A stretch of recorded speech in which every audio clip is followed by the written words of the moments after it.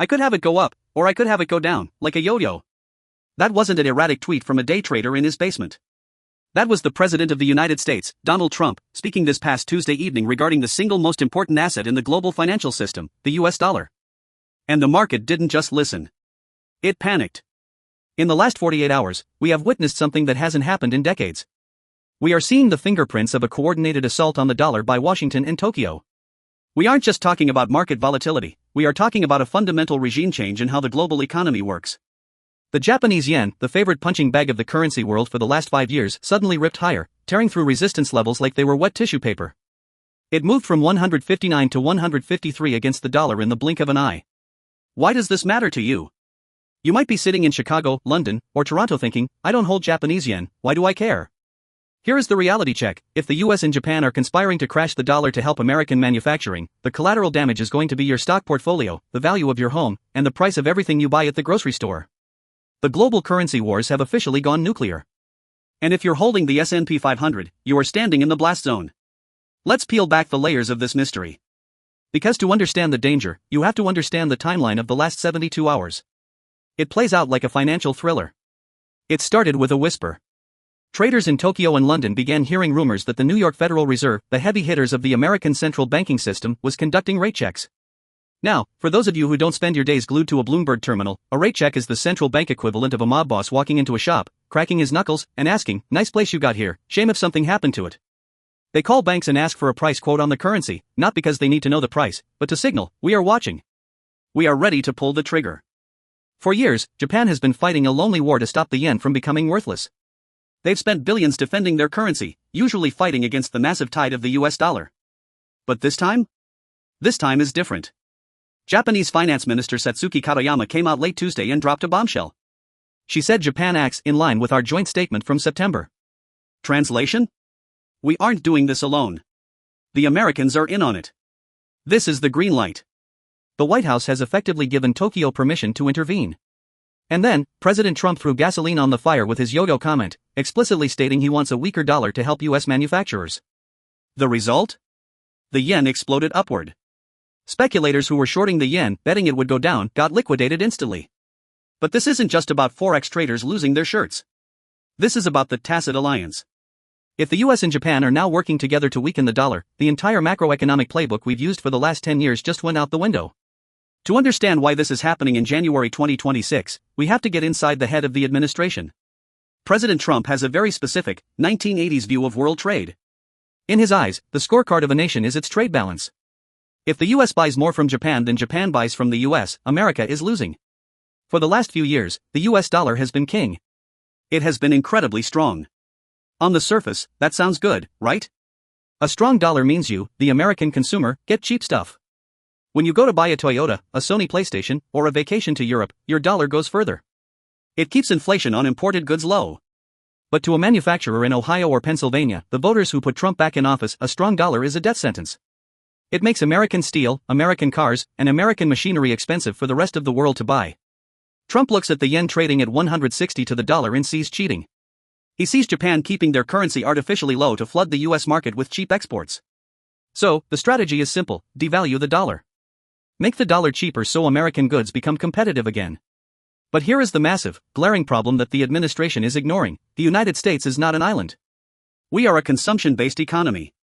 We import everything. If you successfully crash the dollar to help Boeing and Ford, you are simultaneously making Walmart and Amazon much more expensive. If the dollar weakens by 20%, the cost of your shoes, your phone, your coffee, and your clothes goes up by 20%. It is a direct tax on the American middle class disguised as trade patriotism. And there's a darker side to this.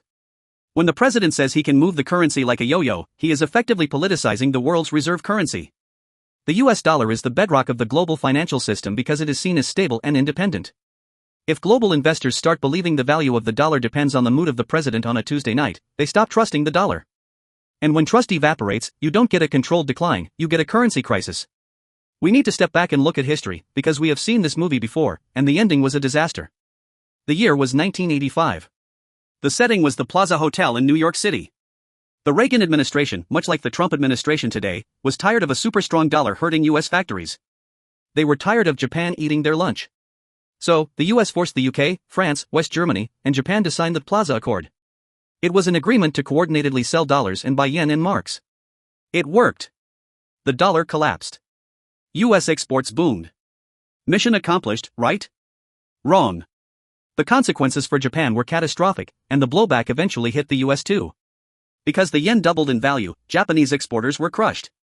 To save their economy, the Bank of Japan slashed interest rates to zero and printed money like maniacs. This flooded their economy with cheap cash, creating the biggest asset bubble in human history. The Tokyo real estate market became so expensive that the land under the Imperial Palace was worth more than all the real estate in California combined. Then, the bubble popped. Japan entered the lost decades, 30 years of stagnation, deflation, and economic misery. Are we walking into a Plaza Accord 2.0? The signs are there.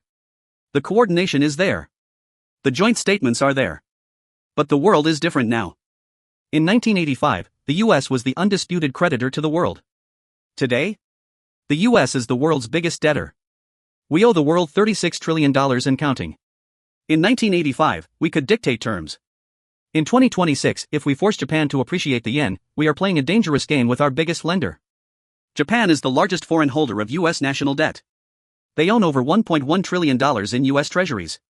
This leads us to the mechanic of intervention, the nuclear option that nobody talks about on the evening news. To prop up the yen, Japan has to buy yen. To buy yen, they need to sell dollars. Where do they get those dollars? They have to sell their US Treasury bonds. Think about that for a second. If Japan starts dumping billions of dollars worth of US Treasuries to satisfy Washington's demand for a stronger yen, the price of those bonds falls.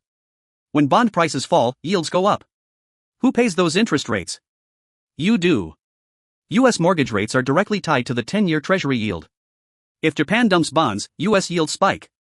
We could see mortgage rates jump back to 8% or 9% overnight. We could see credit card rates soar. So, in the quest to help the manufacturing industry, the administration might accidentally detonate the US housing market. Now, let's get technical for a moment, because this is where the real money is made and lost. We need to talk about the yen carry trade. This is the invisible engine that has driven the US stock market rally for years. Here is how it works. Hedge funds and institutional investors borrow money in Japan because interest rates there have been near zero for decades. It's essentially free money. They take that borrowed yen, convert it to dollars, and buy high-growth US assets like Nvidia, Microsoft, or Bitcoin. They are borrowing at 0.5% and earning 10% or 20% in the US market. It's the perfect trade. But there is one catch. One deadly flaw. It only works if the yen stays weak. If the yen suddenly strengthens like it did this Tuesday, jumping from 159 to 153, the math breaks. Suddenly, the money you borrowed is more expensive to pay back. The free lunch turns into an expensive dinner. When the yen spikes, these hedge funds panic. They receive margin calls. To pay back their yen loans, they have to sell their US assets.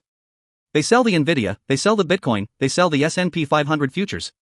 We saw a preview of this in August 2024. Remember that flash crash? The markets tanked globally because the Bank of Japan raised rates slightly. Now, imagine that on steroids.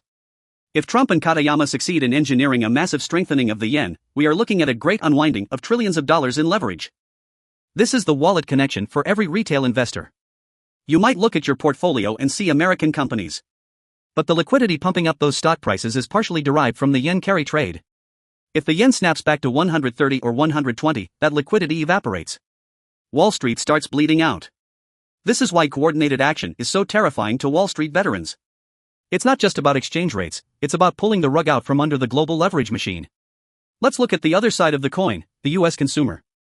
The Trump administration argues that a weaker dollar is necessary. But let's look at the reality of 2026 America. We have just spent the last 4 years fighting the ghost of inflation. Prices at the grocery store have finally stabilized. But they haven't gone down, they just stopped going up as fast.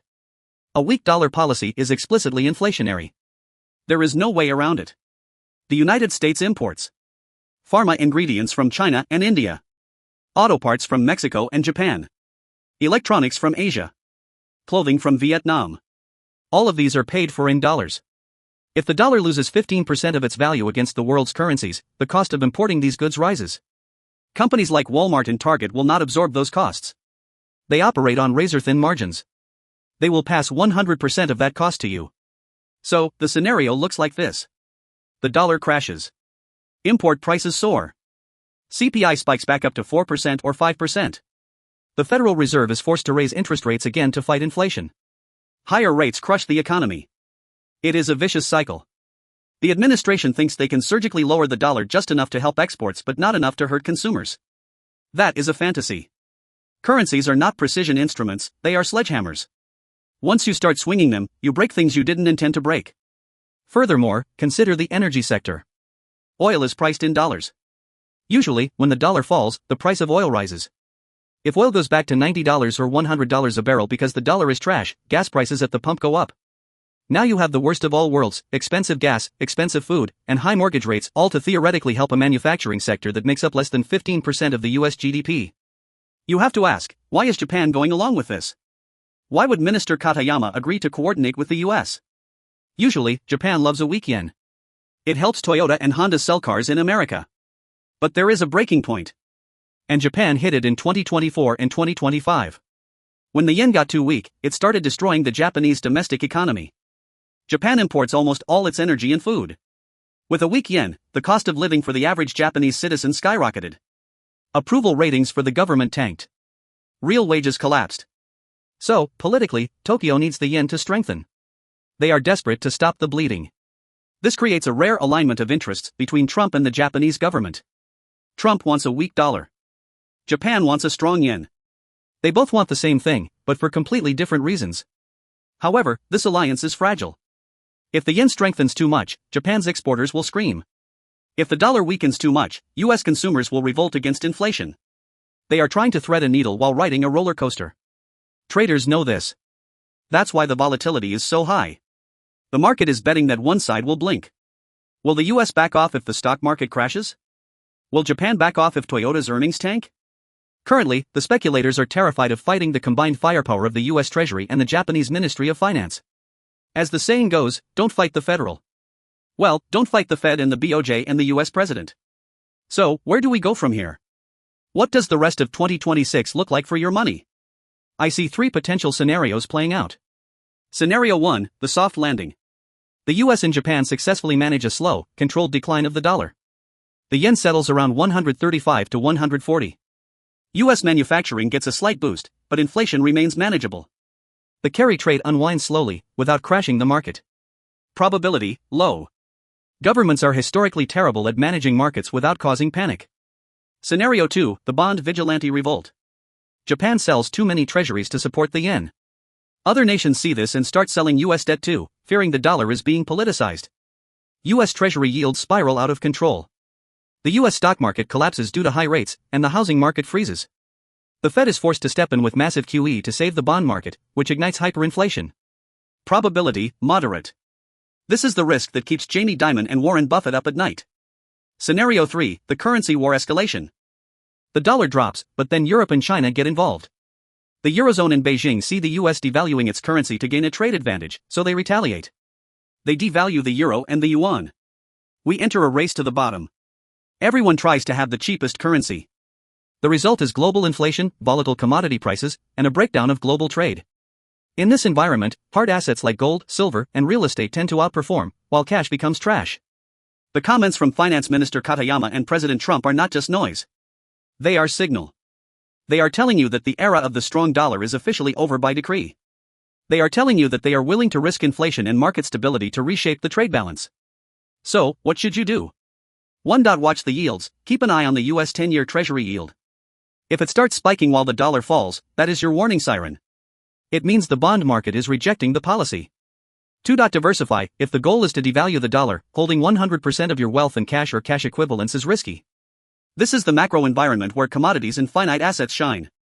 3. Be careful with leverage. If you are trading on margin, be incredibly careful.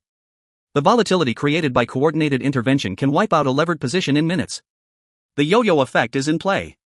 The strings are being pulled by Washington and Tokyo. Don't get tangled up in the mess. If you found this analysis helpful, make sure to hit that like button. It helps the algorithm more than the Fed helps the yen. Subscribe and turn on notifications because the situation is developing fast, and I'll be back with an update as soon as the Ministry of Finance releases their intervention data on Friday.